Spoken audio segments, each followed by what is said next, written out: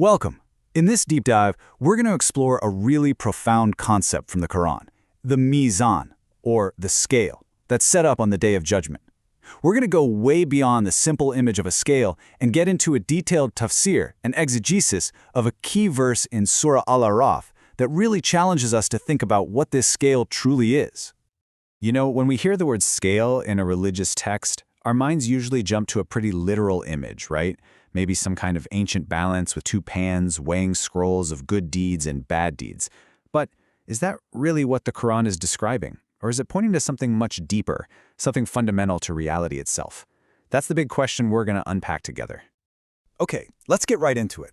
Everything we're going to talk about is anchored in this one powerful phrase from Surah Al-Aʿrāf, verse 8.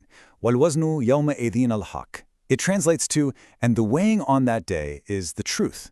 As we're about to see, the author of our source material argues that these few words, especially identifying the weighing with al-haq, the truth, are the absolute key to shifting our entire understanding from a physical object to a metaphysical reality. So here's our game plan. We'll start with the basic idea of mizan. Then we'll look at the problems with a purely literal view. After that, we'll explore its true reality as the truth. We'll check out the Quranic evidence, talk about what's actually being weighed, and finally, get to who or what is the perfect embodiment of this ultimate scale. All right, first things first, let's set the stage. The words mizan and wazn are pretty common, but when you put them in a theological context, they take on this whole other meaning that pushes us beyond the physical world. So in our everyday lives, a mizan is just a scale, right? It's a tool we use to measure stuff we can touch and feel. And wazn is the act of weighing, finding out the mass of something. We weigh flour for a cake, we measure distance, we track time. It's a concept that's totally rooted in the material, physical world. And this brings us straight to the core problem. The judgment of a person isn't based on how tall they are or how much they weigh. It's based on things that are totally abstract, completely non-material. So, how could a tool made for the physical world even begin to measure them? And this is really the heart of it. Just think about it for a second. How would you possibly weigh faith? What's the mass of morality? Or the volume of knowledge? How many pounds does justice weigh? And maybe most important of all, how do you measure the sincerity of an intention, which in Islam is the very basis of an action's worth? A physical scale is just, well, it's the wrong tool for a completely different kind of job. So, because of this huge logical hurdle, we get to the author's critique of that simple, literalist view. If we insist that the mizan is a physical scale, we run into some pretty serious problems, both theologically and philosophically. Now, the common, literal take is pretty straightforward. On the Day of Judgment, this giant scale with two pans shows up. On one side, you put the scrolls listing a person's good deeds, on the other, the scrolls of their bad deeds. Whichever side is heavier decides everything. But, as our source material argues, this simple picture just falls apart when you really look at it closely. The author lays out a few huge problems with this idea. First off, our deeds are events. They happen, and then they're over. They don't exist in a physical form anymore. So how can you put something that doesn't exist on a scale? Second, the real value of any action is its inner quality, the intention, the sincerity. A physical scale just measures quantity, not quality. Third, the Qur'an often says the deeds themselves are weighed, which hints that they have some kind of lasting spiritual form, not just an entry in a book. And finally, a physical tool belongs in the physical world. The Day of Judgment operates on a whole different level of reality. It needs a different kind of measurement.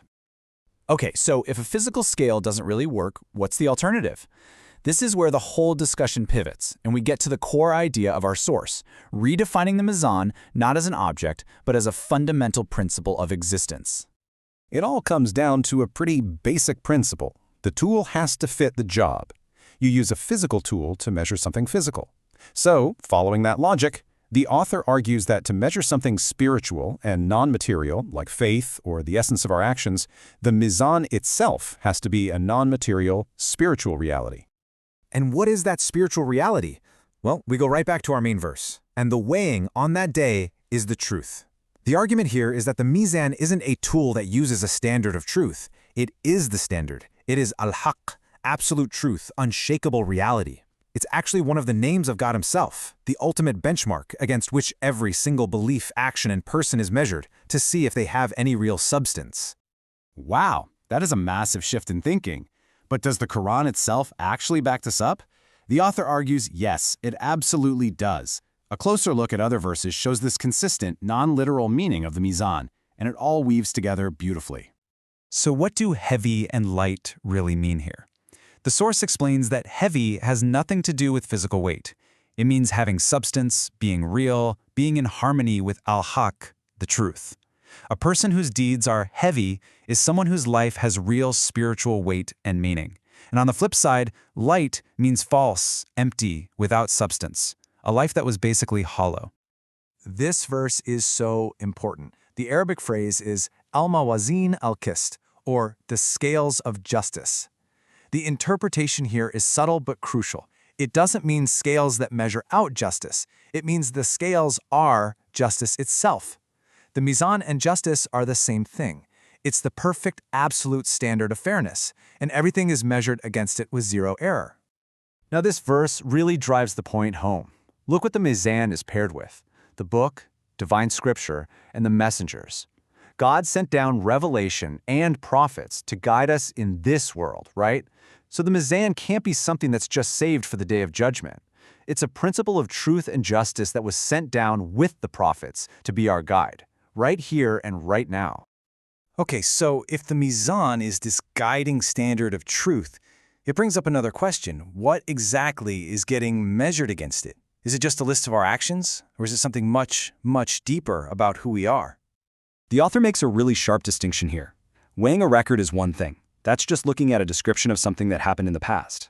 But weighing the deed itself, that means assessing its actual spiritual reality, its substance, which, according to this worldview, continues to exist in a non-material form. It's the quality, the sincerity, the truth of the act, how much it matches up with al-haq that's being measured. And it goes even deeper than that. It's not just our separate actions that are put on the scale, but our entire being. The source argues that on that day, people themselves are weighed. An individual's spiritual substance, their weight, is figured out by how closely their entire existence, their beliefs, their character, their very soul, conform to that ultimate standard of truth, al-haq. And this brings us to the final and, frankly, the most amazing part of the whole argument. If the mizan is this abstract principle of truth and justice, does it ever show up in a concrete form? Who or what is the perfect living example of this ultimate scale? So, to pull it all together, the true mizan isn't a physical thing. It is al-haq, the truth, in its most absolute form. It's the unshakable, divine standard that everything, our actions, our beliefs, and even us as people, is ultimately judged by. But where do we find this truth perfectly lived out in the world? Well, according to narrations the author cites, we find its primary embodiments, its masadaq, in the Holy Qur'an, which is the word of truth, and in the human beings who live that truth perfectly, the prophets and their divinely chosen successors or imams. Their lives, their character, their words, and their actions, they become the living, breathing scale that all of humanity is measured against.